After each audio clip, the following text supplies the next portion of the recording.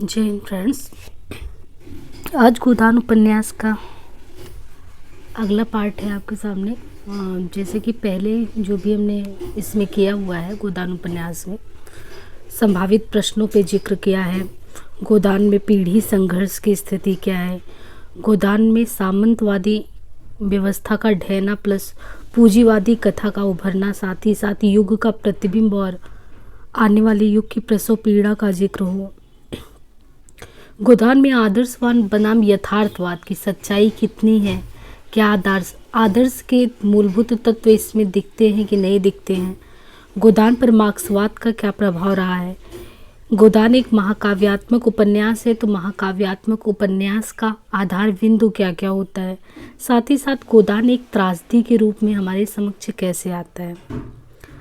हमारे सामने गोदान एक त्रासदपूर्ण कथा, क्योंकि देखा भी था कि त्रासदपूर्ण कथा के पीछे नायक का किस प्रकार का होना चाहिए, अंत में उसके साथ कैसा होना चाहिए, साथ ही लोगों का एक पाठकगण का उसके साथ जो पढ़कर उसके मन में क्या भाव उत्पन्न होना चाहिए। तो ओवरऑल हमने देखा था कि गोदान एक त्रासद अंत कथा था। अब यहाँ आज जो पढ़ना है, ये पढ़ना है कि गोदान का गोदान नामकरण क्यों किया गया। साथ ही साथ समकालीन विमर्श, यानी चाहे वो दलित विमर्श हो, नारी विमर्श हो, जनजातियों का विमर्श का मुद्दा हो, तो जो भी वंचित समूह है और किसी भी तरीके से पीड़ा झेल रहा है, न्याय नहीं मिल पा रहा है, अन्याय के खिलाफ लड़ने के लिए आवाज़ उठा रहा है, उस बुलंद आवाज़ के विमर्शों का जो चर्चा है, तो ये समकालीन विमर्शों के परिप्रेक्ष्य में आएगा।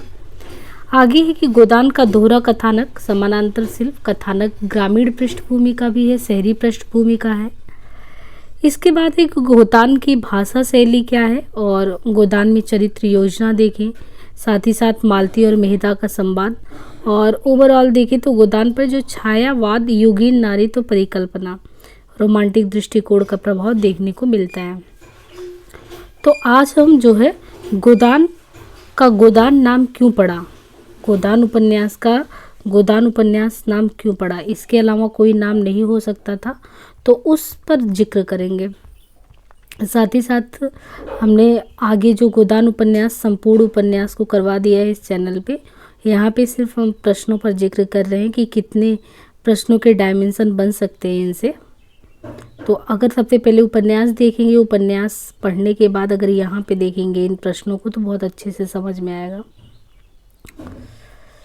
देखिए यहाँ पे है कि गोदान का गोदान जो है नाम क्यों पड़ा, गोदान उपन्यास का गोदान का नामकरण इसको क्यों दिया गया। तो ये कहा जा रहा है कि कोई भी रचना जब लिखी जाती है तो रचनाकार के सामने भी एक चुनौती ही रहती है, क्योंकि जैसा उसका नामकरण होगा, अगर वही चीज़ उपन्यास में नज़र नहीं आया तो नामकरण के अनुसार नहीं, उपन्यास का नाम होने की वजह से भी बहुत सारी खामियां देखने को मिलती हैं।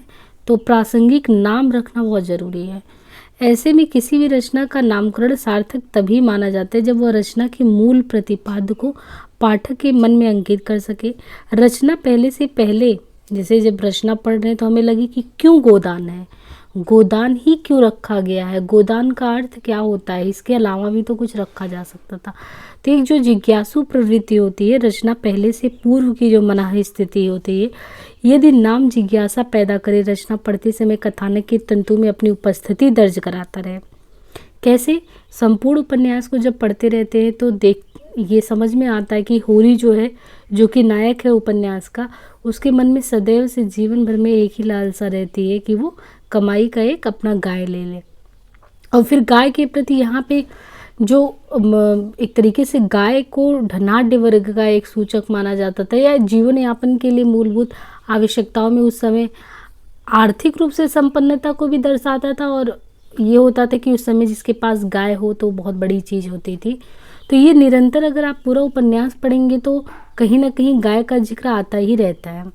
तो यही है कि रचना पढ़ने से पहले यदि नाम जिज्ञासा पैदा करे, पढ़ते समय कथानक के तंतुओं में भी अपनी उपस्थिति दर्ज कराता जाए, कथा के अंत में पाठक के मन पर पड़ने वाला प्रभाव उस नाम को ही उभारता हो, तो नामकरण सफल माना जा सकता है। ऐसा नाम किसी चरित्र के आधार पर भी हो सकता है, जैसे दिव्या उपन्यास। अब दिव्या उपन्यास में दिव्या ही केंद्र भूमिका में थी, मैला आंचल, मैला आंचल जो गांव के बारे में है कि मैला आंचल उसको क्यों दिया गया, तो एक प्रतीकात्मक तौर पे, लेकिन इससे पता चल रहा है कि वो गांव की स्थिति क्या थी।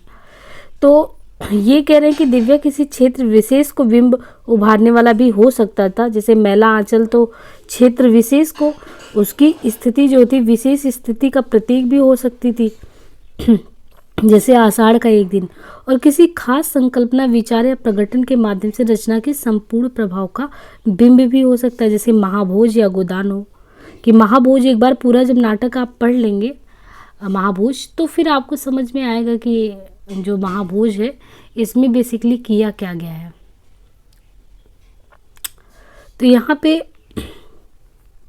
गोदान शीर्षक की सार्थकता की बात के बारे में कहा गया है कि जो गोदान शीर्षक की सार्थकता के कई कारण है। सर्वप्रथम पूरी रचना जो है गाय पर केंद्रित है। गाय वो प्रतीक है जिसके माध्यम से एक साधारण किसान के जीवन की आर्थिक सामाजिक त्रासदी को व्यक्त किया गया है। कथानक का आरंभ हो या अंत इसी बात का संकेत करता है।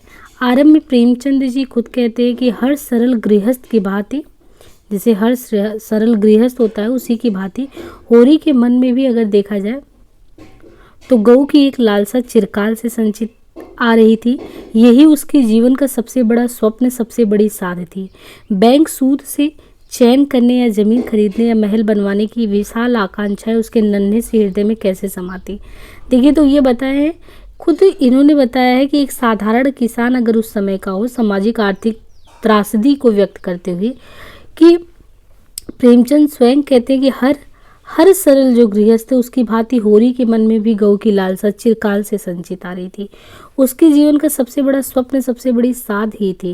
बैंक सूद से चैन करने या जमीन खरीदने या महल बनवाने के बारे में सोचते, उनकी तो बड़ी बड़ी आकांक्षाएं होती, लेकिन उसके नन्हे हृदय में एक गऊ हो जाए उतनी ही बड़ी चीज़ें उसके ख्वाब में थी। रचना का आरंभ इसी छोटी महत्वाकांक्षा से होता है और रचना का अंत भी इसी महत्वाकांक्षा के पूरी ना होने की त्रासद कथा है। यानी अपनी मृत्यु को आसन्न देकर होरी का कथन है, मेरा कहा सुना माफ करना दुनिया, अब जाता हूँ। गाय की लालसा जो है वो मन में ही रह गई।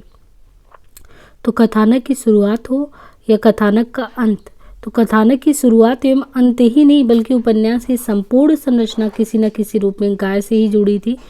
तो गोदान जो है वो कृषक जीवन की कथा है जहाँ आर्थिक एवं सामाजिक संदर्भ अलग अलग नहीं होते बल्कि आपस में जुड़े होते हैं। गाय इन आर्थिक सामाजिक स्थितियों व आकांक्षाओं का प्रतीक बन गई है। गाय के प्रति होरी के मन में दो भाव हैं, एक है आर्थिक, दूसरा सामाजिक। आर्थिक क्या होता है कि आर्थिक इच्छा है कि वह पछाई गाय लेगा। पछाई क्यों लेगा? उसकी खूब सेवा करेगा, कुछ नहीं तो 4-5 सेर दूध देगा और गोबर दूध के लिए तरस कर रह जाता है। उसका बच्चा जो गोबर है वो दूध के लिए तरस कर रह जाता है। बछवे भी अच्छे बैल निकलेंगे और 200 से कम की कोई ना होगी। तो मतलब आर्थिक दृष्टि से वो कि बेटे को मिल जाए, 4-5 सेर दूध मिलेगा, उसको भी हो जाएगा, और कुछ ना कुछ अगर अच्छे से बछवे वगैरह आते फिर आगे भी पैसे बनते जाएंगे। तो एक आर्थिक इच्छा हो गई, लेकिन उससे भी ज़्यादा प्रबल इच्छा थी उसकी सामाजिक। गऊ से ही तो द्वार की शोभा होती है, सवेरे गऊ के दर्शन हो जाए तो क्या कहने। ये है उसकी सामाजिक इच्छा। यानी आर्थिक रूप से इच्छा है कि हाँ वो पैसे भी कमाना चाहता है, गोबर को दूध भी देना चाहता है, लेकिन गऊ से ही तो द्वार की शोभा, ये उसकी सामाजिक इच्छा को अभिव्यक्त करता है। गाय की यह इच्छा मात्र होरी की नहीं बल्कि हर कृषक, देखिए पहले ही बोला गया था बेलारी और सेमरी किसी एक गांव का प्रतीक नहीं, उस समय भारत के तत्कालीन समय में जितने भी किसान रहे हैं उन सबका प्रतिनिधित्व करता है। इसी तरीके से गऊ के बारे में भी बता रहे हैं कि उस समय की स्थिति गाय को लेकर ये थी कि गाय की ये इच्छा मात्र होरी की नहीं होती थी बल्कि हर कृषक को, और गाय ना खरीद पाने की मजबूरी भी केवल मतलब इनकी ही नहीं है, हर किसान की। यानी गाय सिर्फ ऐसा नहीं कि होरी ही नहीं खरीद पा रहा, उस समय की हर किसान की ये मजबूरी थी। क्यों? क्योंकि जमींदार एवं साहू वर्ग ने धर्म, मर्यादा और बिरादरी के माध्यम से एक ऐसी व्यवस्था बुनी है जिसमें किसान सिर्फ जिंदा रह सकता है। तो ये किसान की उस त्रासद स्थिति को बयां करता है कि गऊ तो हर किसान को लेने का मन है, इच्छा है, प्रबल इच्छा है, पर वो नहीं ले सकते। जात, बिरादरी, धर्म में एक तरीके से उलझे पड़े हैं। साथ ही साथ किसान उस समय का किसान सिर्फ जिंदा रह सकता था, आकांक्षाएं उसकी पूरी नहीं हो सकती थी। इस आर्थिक अभाव और गाय की आकांक्षा के अंतर विरोध के कारण गोदान की त्रासदी निर्मित होती है। वह बिना धन दिए भी गाय को ले आना चाहता है, नहीं तो फिर वो क्यों लेके आता भोला का, और फिर उस पर कर्ज होता, फिर झुनिया का, और ये सारी चीज़ें वहीं से त्रासदी शुरू हो जाती है। सिर्फ एक लालसा। सहसा उसने देखा भोला अपनी गाय लिए उसी तरफ चला आ रहा है। होरी का मन उन गायों को लेकर ललचा गया। अगर भोला वह आगे वाली गाय उसे दे दे तो क्या कहना, रुपए आगे पीछे देता रहेगा। और यहीं से होरी की त्रासद की कथा शुरू हो जाती है, जब वो भोला से ये गाय ले लेता और उसको देने में सक्षम नहीं होता है। और इस तरीके से देखिए कि होरी आर्थिक अभाव के बावजूद गाय की व्यवस्था करता है। इस गाय की ईर्ष्या के कारण हीरा उसे जहर दे देता है और होरी का जीवन संकटग्रस्त होता चला जाता है। गाय को लाने की प्रक्रिया में ही गोबर झुनिया से मिलता है। तो एक भाई जो है हीरा जहर देता है तो गाय नहीं बचती, दूसरी उसी के क्रम में गोबर झुनिया से मिलता है, जिसकी वजह से जात बिरादरी से भी बाहर होना पड़ता है, साथ ही साथ पैसे भी चुकाने पड़ते हैं। तो जुनिया घर छोड़कर आती है, पंचायत में जुर्माना लगता है। इसी का अगला चरण ये भी है कि गोबर नज़र ना मिला पाने के कारण शहर भाग जाता है और धीरे धीरे शहर का ही होके रह जाता है। कुल मिला के होरी की त्रासदी के सारे सूत्र कहीं तार्किक रूप में तो कहीं संयोग से गाय की महत्वाकांक्षा से जुड़ते हैं। यहाँ पे ये देखिए कैसे तार्किक रूप से देखें तो सब कुछ, यानी उनका खुद का बेटा गोबर समाज में आंखें नहीं मिला पाया। क्यों नहीं मिला पाया? झुनिया की वजह से। झुनिया की मुलाकात गोबर से कहाँ हुई? झुनिया के घर हुई। कैसे हुई? वही जब गाय को लेने गया था और अपने बेटे को लेने गया। इसका मतलब, और गाय लेने के बाद भी क्या हुआ कि हीरा जो है जहर दे के भाई मार दिया, तो वो गाय भी नहीं रही। और फिर भोला क्या हुआ, उसको तरह तरह से परेशान करने लगा कि उसको जल्द से जल्द चुकता करना है। तो कहीं ना कहीं सारी महत्वाकांक्षा का केंद्र गाय ही है। और स्पष्ट है कि अगर संपूर्ण कथानक गाय के इर्द गिर्द ही घूम रहा, उसी की आकांक्षा पर ही केंद्रित है, किंतु गाय पर केंद्रित होना गोदान की धारणा का पर्यायवाची तब भी नहीं है। प्रेमचंद ने इसे गोदान ही क्यों कहा, इसका उत्तर उपन्यास की परिणति में खोजा जा सकता है। यह रचना सिर्फ महत्वाकांक्षा पूरी न होने की त्रासदी नहीं है, बल्कि दोहरी त्रासदी है। ये दोहरी त्रासदी इसलिए है कि जो व्यक्ति जीवन भर संघर्ष करते हुए एक गाय नहीं खरीद सका, उस व्यक्ति की मौत के बाद भी, देखिए ये बता दिया कि आप गोदान को इन सारी व्यवस्थाओं से जोड़कर मत देखिए। गोदान अपने आप में भी जब उसके अंत समय में दोहरी त्रासदी इसलिए कि जो व्यक्ति जीवन भर संघर्ष करते हुए एक गाय नहीं खरीद पाया, उसकी मौत के बाद भी धर्म मर्यादा और विरादी उसका पीछा नहीं छोड़ती और उसके परिवार की अपेक्षा करती है वह गाय का दान करे। यही इस उपन्यास की केंद्रीय विडंबना है। उपन्यास यही बताना चाहते कि किसान की मूल समस्या जमींदार और साहूकार की नहीं है, बल्कि मर्यादा और बिरादरी। कहने का यही मतलब है कि जमींदार साहूकार तो बात के हैं, इसके पहले सबसे बड़ी समस्या थी वही जो सामंतवादी सोच में जाति बिरादरी धर्म यानी केंद्रीय विडंबना थी, मर्यादा और बिरादरी। क्योंकि इन्हीं से प्रभावित होने के कारण किसान अपने शोषण और क्रमिक मृत्यु को स्वीकारते थे। यहाँ प्रतीकात्मक तौर पे गोदान की धारणा संपूर्ण मर्यादा, बिरादरी और परंपरा को अभिव्यक्त करती है और धनिया के माध्यम से प्रेमचंद ने इस पर चोट भी करवाई है।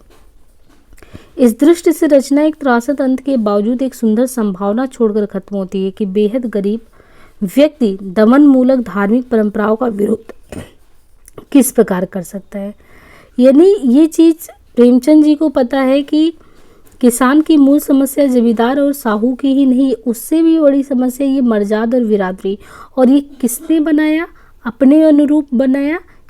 शोषण और क्रमिक मृत्यु को जो स्वीकार कर रहे हैं, अगर ये इतना ज़्यादा, मतलब ये गोदान की धारणा में संपूर्ण अगर मर्यादा, बिरादरी और परंपरा की जो अभिव्यक्ति होती है, अगर ये प्रबल समर्थक उसके नहीं रहते, अगर ये स्वीकार्यता किसान नहीं देते, तो फिर उस समय के सारे किसान शायद ही सुखी जीवन यापन कर पाते। क्यों? क्योंकि ये बात हमें होरी की बातों में भी नज़र आता है कि कहता है कि बनिए साहू और के पैसे होते तो फिर कोई बहुत ज़्यादा चिंता की बात नहीं थी। अगर एक ब्राह्मण का पैसा है तो हड्डी तोड़ के निकलेगा। इसका मतलब जीवन पर्यंत वो यही खोजता रहा कि हम इनके पैसे को किस तरह ज़्यादा से ज़्यादा करके चुका दें, और यही बात उल्टा भी रहा कि वो जीवन पर्यंत उन्हीं से सूद लेता रहा, और वो लगातार क्या हुआ कि ब्याज पे ब्याज भरते जा रहे हैं और मूलधन जो है वो कभी चुका ही नहीं पाए। तो ये जो सोच बिठा दिया गया था उस समय कि जो जिस वर्ग में आता है और जो आपसे अपर वर्ग का है उसके साथ आपको कैसे व्यवहार करना है। अगर उसके साथ आप व्यवहार उस प्रकार नहीं करते तो डांडिक रूप से आपको यह नहीं, जो एक मतलब सामान्य वर्ग का ये रहता है कि फिर भगवान से दंड मिलेगा। तो ये धर्म के नाम पे ये बिठा दिया गया था उन लोगों को, और सबसे बड़ी समस्या यही चीज़ थी कि ये इनसे नहीं निकल पा रहे थे, जिसकी वजह से उनका सरासर शोषण हो रहा था उस समय। और ये जो दमन मूलक धार्मिक परंपरा का विरोध किस प्रकार कर सकते, तो एक बार देखा था कि धनिया ने इसका विरोध किया था। धनिया स्वाधीनता संग्राम वाले मुद्दे पे भी बोला था उसने कि जो व्यक्ति जो है सामान्य लोगों को समझ नहीं पा रहा है तो वो स्वाधीनता के स्वराज को लेके क्या करेगा, मतलब फिर क्या ही बदलाव आ जाएगा उस समय, कहने का ये मतलब है उसका। हीरा ने रोते हुए कहा, भाभी दिल कड़ा करो, गोदान करा दो, दादा चले। देखिए, हीरा ने रोते हुए कहा, भाभी दिल कड़ा करो, गोदान करा दो, दादा चले। और कई आवाज़ें भी आई कि गोदान करा दो, अब यही समय है। धनिया यंत्र की भांति उठी, आज जो सुतली बेची थी उसने, उनके 20 आने उसने पाया था, और पति के ठंडे हाथ में रखकर सामने खड़े दाता दीन से बोली, महाराज घर में गाय है ना बच्चियाँ न पैसा है, यही पैसे हैं, यही इनकी गोदान कर दो। तो ये है उस समय की जो परंपरा में होता रहा वो गोदान। तो महाराज घर में ये जो है मतलब सामने से धनिया कहती कि ये गोदान करा दीजिए। तो वही जो पैसा एक दिन में उसने कमाया था, तो जो जीवन पर्यंत एक गोदान गौ का स्वप्न वैसे भी नहीं पूरा हुआ, वो अंततः जो पैसे उस नाम पे थे वो भी चले गए। इस प्रकार गोदान का कथानक गाय की आकांक्षा से शुरू होकर गोदान की विडंबना पूर्ण मांग पर समाप्त होता है। रचना के अंत में गोदान की परंपरा होरी की त्रासदी को और गहरा बनाती है। इस दृष्टि से यह नामकरण सचमुच पूरी रचना के घनीभूत प्रभाव को धारण करने में सक्षम है। अतः यही इस उपन्यास का सर्वाधिक उपयुक्त नाम हो सकता था। तो गोदान की उपयुक्तता, नाम क्यों प्रासंगिक है गोदान का, इसके बारे में साफ विस्तार बता दिया गया है। आगे इसमें है कि समकालीन विमर्शों के परिप्रेक्ष्य में गोदान का मूल्यांकन अगर देखें, कोई भी अच्छी साहित्यिक कृति कलाबद्ध नहीं होती है। कलाबद्ध एक तरीके से सिर्फ कला से ही नहीं बधी होती है। मूल मुद्दा तो ये होता है कि काल परिप्रेक्ष्य में काल से बधा हुआ जो सामाजिक समस्या वो उकेरा जाए उसमें। तो ये चीज़ है कि कोई भी साहित्यिक जो अच्छी कृति होती है समय से बधी नहीं है, बल्कि काल परिवर्तन के साथ नए तरीके से अर्थवान होती चलती है। इसमें ये भी नहीं था कि जैसे जैसे समाज का दृष्टिकोण बदलता जाता है तो वैसे से हर जो ऐतिहासिक रचना है उसका पुनर्मूल्यांकन किया जाता है, उस नई विचार दृष्टि के आलोक में होता रहता है। क्योंकि समाज का दृष्टिकोण बदल रहा है तो पुनर्मूल्यांकन भी उसी अकॉर्डिंग जरूरी है। अभी ये नारी विमर्श और दलित विमर्श 1960 के बाद तेजी से साहित्य में उभरा है। तो एक समय भी बताया गया कि नारी विमर्श हो या दलित का मुद्दा हो, 1960 के बाद से अगर देखा जाए तो ये तेजी से साहित्य में उभरा है। जिन्होंने साहित्य के संपूर्ण इतिहास का पुनर्लेखन होना चाहिए अपने नज़रिए से करने की कोशिश की है। ऐसे में लाजमी है कि गोदान को भी इन विमर्शों के नज़रिए से पुनर्मूल्यांकन करने की विषय वस्तु के रूप में देखा जाए। 1960 दौर से क्या ऐसा परिवर्तन आ गया, जैसे नारी विमर्श का मुद्दा, कि नारी विमर्श का दावा ये कि नारियां ही नारियों की समस्याओं का प्रामाणिक प्रस्तुतिकरण कर सकती है, क्योंकि भोगा हुआ यथार्थ जो होता है ना, सोचे हुए यथार्थ से ज़्यादा प्रामाणिक होता है। ये विमर्श क्यों आया कि जब एक लेखक जो होता है, एक लेखक कहाँ पे बैठ के सोचता है, एक कमरे में, बंद कमरे में बैठ के वो कोशिश करता है कि आप जिसे किसी के बारे में, हम दलित विमर्श की चर्चा करें, नारी विमर्श की चर्चा करें, या साहित्य में और अत्यंत पिछड़े वर्गों में किसी की चर्चा करें, जनजातियों की चर्चा करें, तो ये जब तक आप होता नहीं कि भोगा हुआ यथार्थ, जब तक हम दूसरों के दुख का अनुभव तभी कर पाते हैं जब वो खुद पर गुजरा होता है। उससे भली भांति अगर कोई समझाए बिना तो ही नहीं समझ में आता है। तो नारियां जो हैं, ये जो नारी विमर्श के मुद्दे में बोली कि हमारे ऊपर जो है, अगर कोई व्यक्ति अन्य जिस पे गुजरा ही नहीं है वो लिख के सोच रहा है तो कहीं ना कहीं वो आर्टिफिशियल होगा, कृत्रिमता भाव वो उससे होगा। लेकिन जो भोगा हुआ यथार्थ है वो एक तरीके से नेचुरल है हमारा, और वो लिखना बहुत ज़रूरी है क्योंकि वो समाज के सामने आना बहुत ज़रूरी है। इसलिए लेखक अगर एक कमरे में बंद होकर उन चीज़ों को, उन समस्याओं को उजागर करता है तो उसमें उतनी वास्तविकता नहीं होगी। ये कहने का मतलब है नारीवादी जो सोच है। तो विभिन्न रूप में वो कह रहे हैं कि पूरी संवेदनशीलता के साथ ये मुद्दा उठाए कि नहीं, हमारे विमर्श, हमारी चर्चा है तो हम बताएंगे हमारे साथ क्या समस्याएं हैं। समस्या दहेज हो, अनमेल विवाह हो, विधवा समस्या हो, धनिया की विद्रोही चेतना हो, मिस्टर खन्ना का शोषण हो, वीमेंस लीग के प्रसंग में। अब देखिए ये तमाम मुद्दे हैं महिलाओं से रिलेटेड, दहेज का हो, पीड़न सहना पड़ता है, अनमेल विवाह, विधवा का समस्या, धनिया का विद्रोही चेतना हो, मिस्टर खन्ना का जो है गोविंदी इतनी सुंदर चरित्र वाली, सुचरित्र वाली, तो उसका शोषण, वीमेंस लीग के प्रसंग में। किंतु नारीवादी आलोचकों को शिकायत ये है कि प्रेमचंद ने नारी के संबंध में गलत आदर्शों का प्रतिपादन कर दिया। तो कुछ नारीवादी ऐसा आलोचक क्यों शिकायत करती है कि प्रेमचंद ने नारी के संबंध में गलत आदर्शों का प्रतिपादन कर दिया।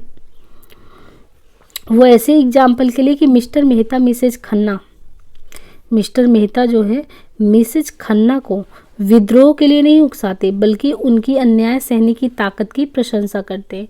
उपन्यास पढ़ते वक्त ये चीज़ महसूस किया होगा कि मिस्टर मेहता और मालती, मालती जिसको तितली भी कह रहे थे, वो नए युग की नारी है, तार्किक बात करती है और हर एक चीज़ पे लॉजिक देती है। और वहीं जो गोविंदी है मिस्टर खन्ना की पत्नी, तो आप देख रहे हैं कि मिस्टर मेहता ना उनके प्रति जैसे एक श्रद्धा भाव व्यक्त कर रहे हैं।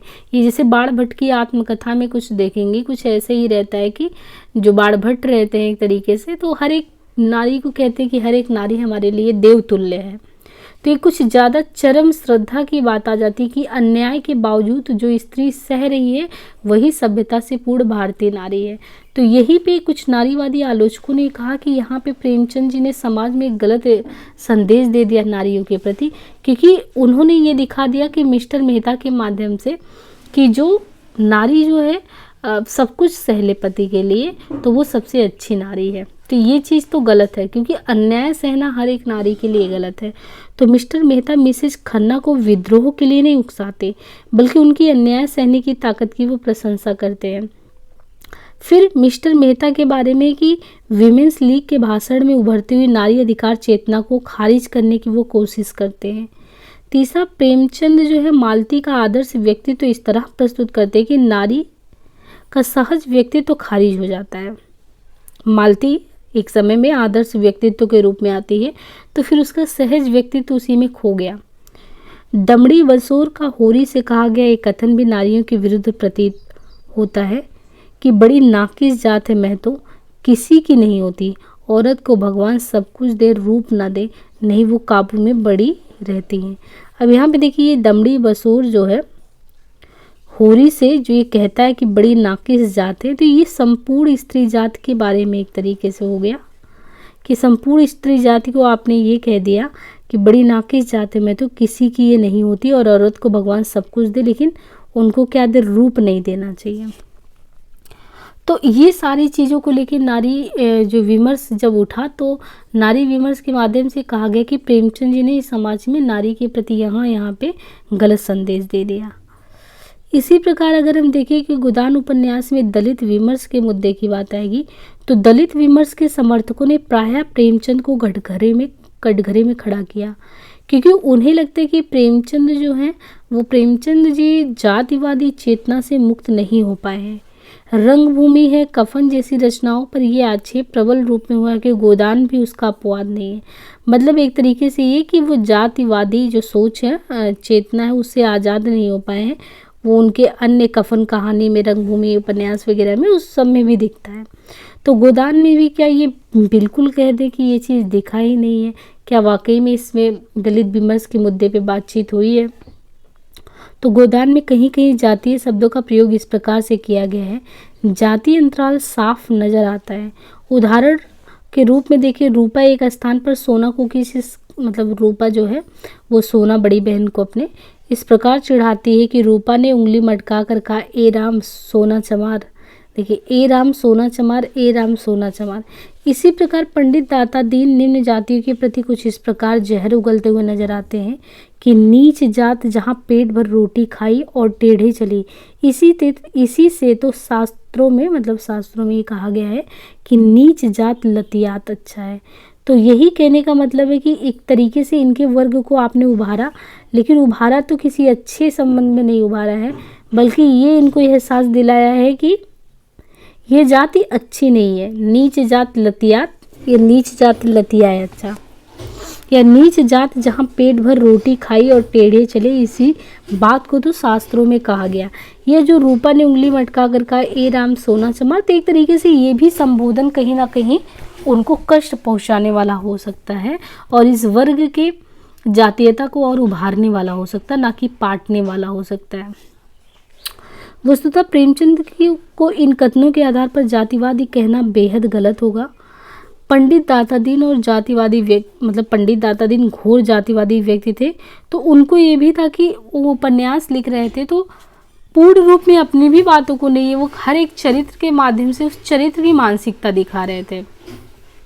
अब जो व्यक्ति पंडित दातादीन घोर जातिवादी व्यक्ति है, इसलिए उनके मुंह से ऐसी बात कहलवाना कथानक योजना की दृष्टि से स्वाभाविक है।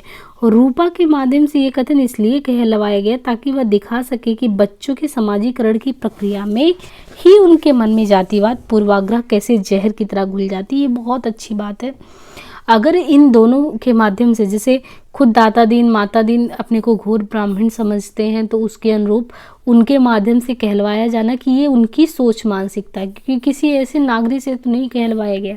या रूपा अगर ऐसे कह रही थी, यानी रूपा और सोना, रूपा छोटी है और समाज ने समाजीकरण, बच्चों का जो समाजीकरण एक बिंदु होता है कि बच्चों का समाजीकरण की प्रक्रिया में जो सीखते हैं वही चीज़ वो उगलते हैं, तो रूपा के साथ भी यही है। और मासूम बच्चे जो जाति का अर्थ भी नहीं समझते, जातीय पूर्वाग्रहों से निर्मित भाषा का प्रयोग करने लगते हैं। प्रेमचंद की जाति दृष्टि देखनी हो तो सिलिया का प्रसंग ज़्यादा महत्वपूर्ण है। माता दीन और सिलिया का जो अंतरजातीय प्रेम प्रसंग तत्कालीन गांधीवादी आग्रह का ही परिणाम है, जिसके तहत महात्मा गांधी लगातार अंतरजातीय विवाह को प्रोत्साहन दे रहे थे। इस प्रकार सिलिया के परिवार के विद्रोही तेवर उस समय उभरती हुए जब दलित चेतना का परिणाम है, जो डॉक्टर अंबेडकर आदि दलित चिंतकों के नेतृत्व में पनप रहा था।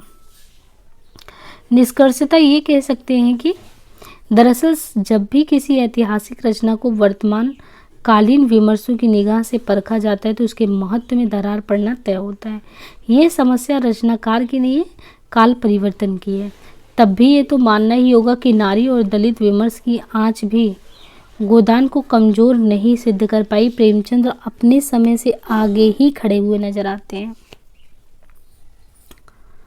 आगे इसमें है कि गोदान का दोहरा कथानक है समानांतर सेल्फ। तो आप लोगों से ये हम्बल रिक्वेस्ट है कि ज़्यादा से ज़्यादा वीडियो को स्प्रेड करिए, फैलाइए और सब्सक्राइब भी करिए। अपना फुली सपोर्ट बना के रखिए और अपना कमेंट के माध्यम से ये बताते भी रहें कि क्या चीज़ें हमें करनी है। और आगे की जो है गोदान का दोहरा कथानक है समानांतर शिल्प जो है वो नेक्स्ट पार्ट में करते हैं। धन्यवाद।